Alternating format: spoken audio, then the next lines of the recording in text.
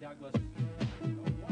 The Yokohama Gold Cup constituted round 3 of the championship, and once again the forwards of Kenny Douglas and Kent Youlden dominated the front row.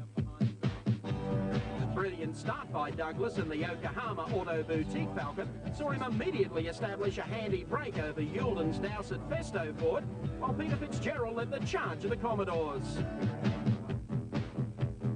Cockpit discipline and smoothness was a prerequisite for success at the island. Douglas was to come up trumps on both counts.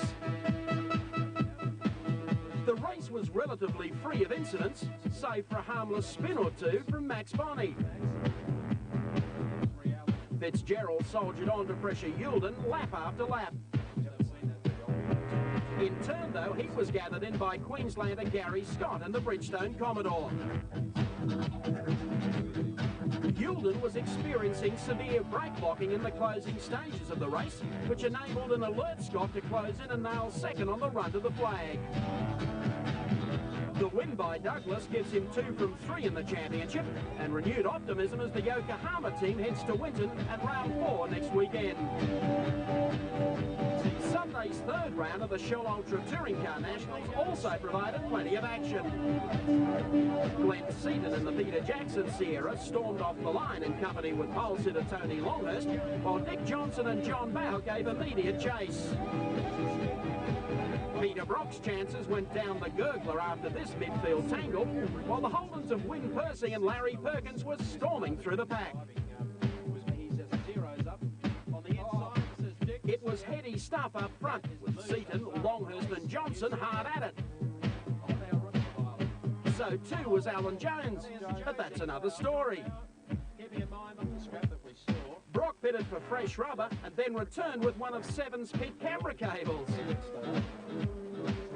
Veteran Murray Carter had the warmest finish of the race, while Johnson and Bowe came home 1-2, with Jim Richards a strong 3rd. As I said, these races, even though they're short, they're very tactical races, and the things that really count is looking after the car and the tyres and everything like that, and just sort of stroking it along and keeping it straight. And thanks to Neil, who's given us a car you can do that with.